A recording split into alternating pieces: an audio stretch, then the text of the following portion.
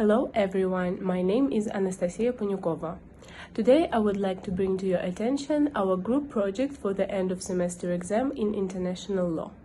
In our video presentation, I and my teammates Shindy, Celline, Shindy and Indra will be speaking about the Convention on the Conservation and Management of Straddling Fish Stocks and Highly Migratory Fish Stocks in terms of the comparison of its implementation between Indonesia and Australia.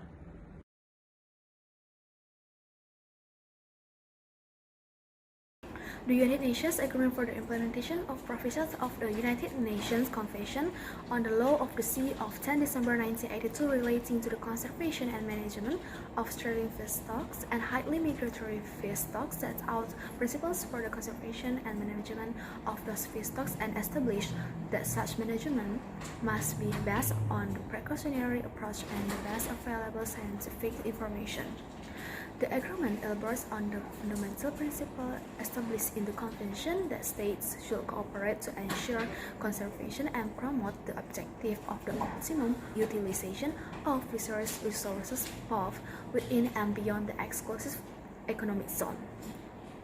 The primary objectives of this agreement are, first, to ensure the long-term conservation and sustainable use of straddling and highly migratory fish stocks beyond areas of national jurisdiction. And the second one is to greatly improve the international management of fishing on the high seas based on the precautionary approach and the best available scientific information. For Indonesia, already ratified the UNIA in Undang-Undang Republik Indonesia Nomor 21 Tahun 2009, which is relating to the conservation and management of straddling fish stocks and highly migratory fish stocks.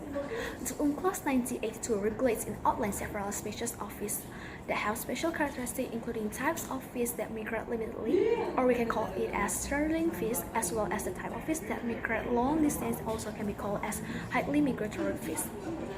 In 1995, the United Nations prepared a new agreement to implement these provisions.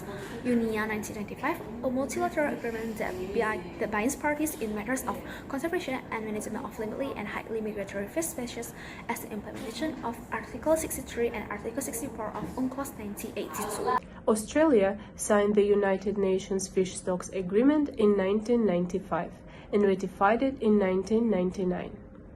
Australia implemented its obligations under the Fish Stocks Agreement in 2001 through the Fisheries Management Act of 1991.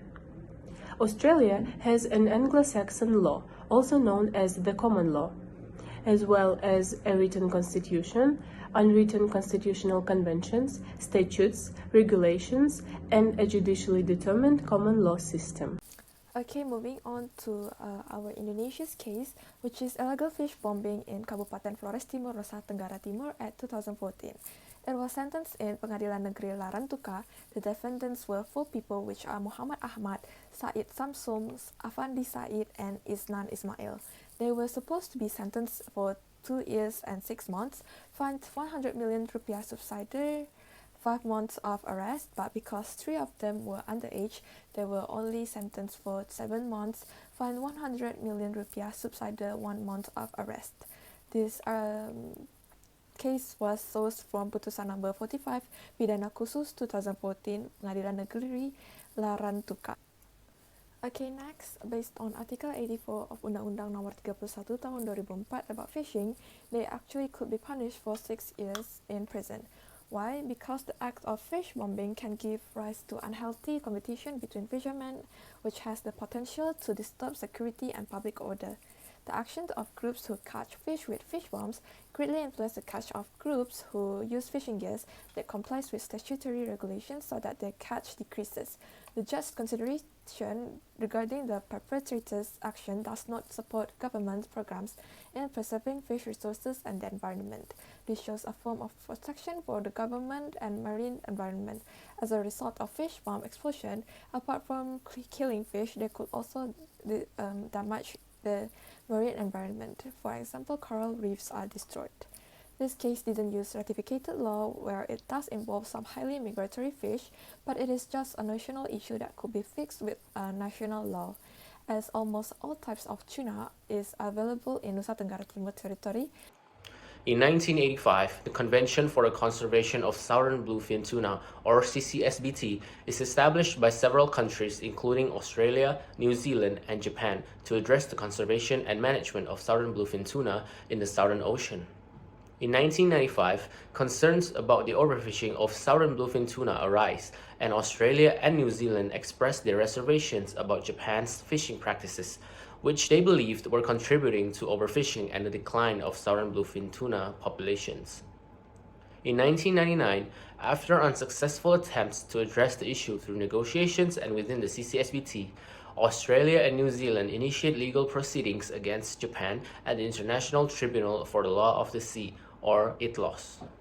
In 1999 to the year 2000, the case proceeds with hearings, submissions, and arguments presented by the parties involved. The legal dispute focuses on Japan's fishing practices and their impact on the conservation and management of southern bluefin tuna. In August 2000, ITLOS issues provisional measures requiring Japan to reduce its southern bluefin tuna catch. These provisional measures are intended to address the urgent need for conservation while the case is ongoing. In December 2000, the International Tribunal for the Law of the Sea, or ITLOS, issues its final judgment on the case.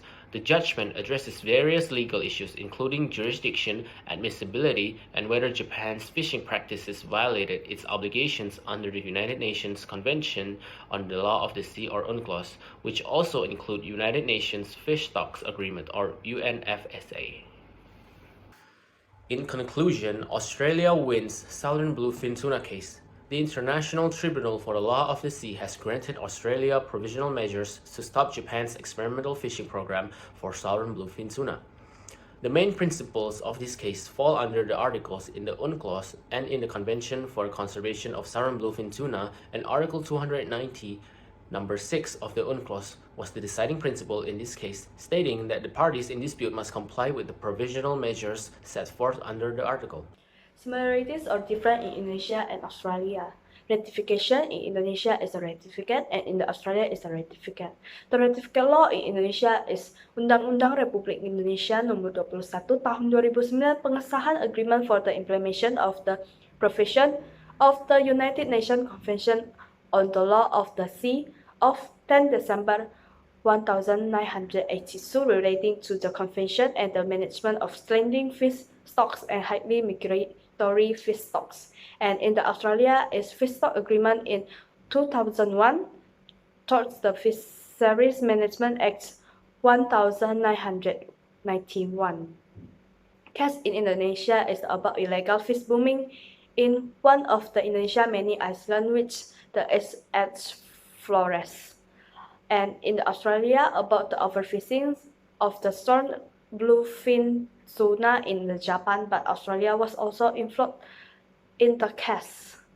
How is solved in Indonesia and Australia? In Indonesia is Article 84 Undang-Undang Number 31 years 2004 about fishing with the maximum arrest of the 6 years in the persons, and in the Australia is article in the UNCLOS and in the Convention for the Conservation of the Southern Bluefin Tuna, and Article 219 of the UNCLOS was the defining principle in the case, starting with that parties in the dispute must comply with the professional measure set for under the article.